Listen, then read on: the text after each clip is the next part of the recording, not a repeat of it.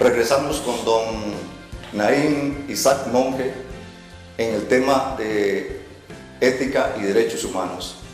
Estábamos concluyendo el bloque anterior en el sentido de que hay un proyecto de vida que debe ser facilitado para que se alcance la plenitud en cada uno de estos proyectos a través del respeto, a través de la interiorización de estos valores.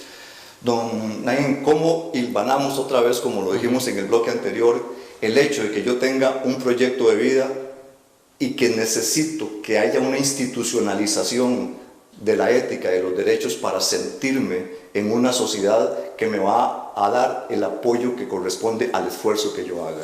Vean, aquí hay algo importante y es que las personas, primero que todo, deben de tener muy claro de dónde vienen, ¿verdad? El de dónde venimos es fundamental para entender en dónde estamos y hacia dónde vamos, porque eso va a marcar nuestro destino y va a marcar el destino de muchas personas. La construcción de un proyecto de vida determina realmente toda esta historia genética, esta historia social, esta historia familiar que tenemos nosotros. Implica incluso, además, valorar, determinar aquellas cosas que tenemos que mejorar para no solo ser mejores profesionales, sino ser mejores seres humanos. El ser humano está en constante evolución, pero esa evolución no solo social, genética, desde el punto de vista evolutivo de la ciencia, del darwinismo, sino una constante evolución interna, personal, que lo hace, que le genera la necesidad de sentirse útil, de sentirse que está generando el cambio, de sentirse que está siendo provechoso en la sociedad. Y yo creo que cuando una persona pierde ese compromiso frente al valor de los demás, frente al cambio, frente a la necesidad de alterar un poco las cosas y mejorarlas, la persona a veces pierde la motivación. Entonces, en un ambiente laboral, en un ambiente social, en cualquier ambiente, la ética es tan importante y los valores, porque es lo que te sostiene de pie cuando muchas veces podemos caer de rodillas. La ética es la convicción interna que usted tiene de decir, mira, esto que hago, lo hago porque, uno, estoy generando un cambio interno. Dos, estoy cambiando la vida de las personas. Yo creo que cuando uno como persona se siente comprometido frente a los demás de esa forma, logra hacer el cambio y logra sentirse motivado. Y basados en lo que usted acaba de decirnos, podríamos pasar a entender que todas las personas somos un cúmulo de defectos y virtudes independientemente de nuestra historia, pero que de repente la ética, el saber que hay derechos humanos, en los derechos humanos nos da la posibilidad de alcanzar nuestra plenitud, nos hace entender que todos podemos parecernos, en el sentido de que tenemos cosas que mejorar y tenemos virtudes que nos van a facilitar el paso por la vida. Ahí en materia de derechos humanos es muy interesante porque existe el derecho a ser diferente, existe el derecho a pensar y vivir diferente, siempre y cuando esa forma autónoma de ser y vivir no vulnere el derecho de otra persona. Entonces uno como ser humano debe primero que todo reconocer la diferencia y en la diferencia encontrar la virtud.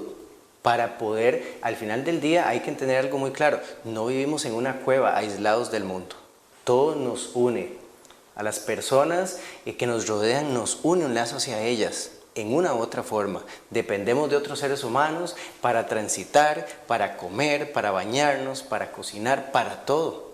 Quien entiende eso se da cuenta de que estamos interconectados los unos con los otros y que lejos de crear divisiones, lejos de sentirnos en contra del mundo, debemos de unirnos, porque son muchas las personas que se sienten así y están luchando para generar un cambio.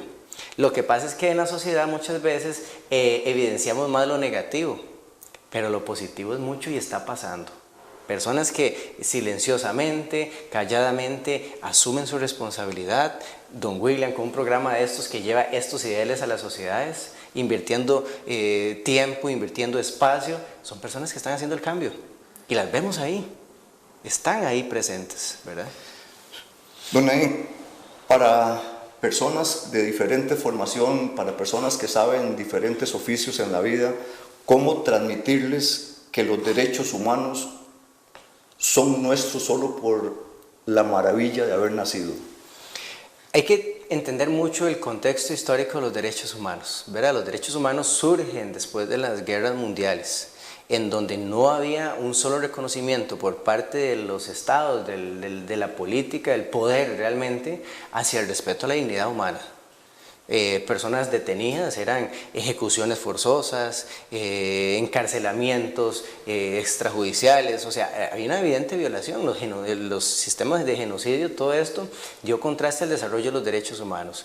Cuando uno entiende, por ejemplo, que en Costa Rica hay un respeto a los derechos humanos, tiene que analizar los contextos que han pasado en nuestros países cercanos incluso. Entonces, hay que darnos cuenta de que la dimensión de los derechos humanos es una dimensión global y no está dada por el hecho de que yo sea nacional de Costa Rica, de Ucrania, de Dinamarca, de España. Está dada por la noción esencial de que somos seres humanos. Por eso es que es muy interesante en esto, desde el punto de vista de los derechos humanos no hay fronteras. Porque los mismos derechos humanos que tiene usted aquí están en cualquier otra parte del mundo. Perfecto. Muy clara la forma en que usted expresa lo que debemos como personas interiorizar y conocer respecto a ese halo de protección o de tutela, podríamos decirlo de esa manera, claro, de instrumentos de derecho internacional donde Costa Rica ha aprobado y ha ratificado estos mismos instrumentos. Continuamos después del bloque con Vivir en Paz.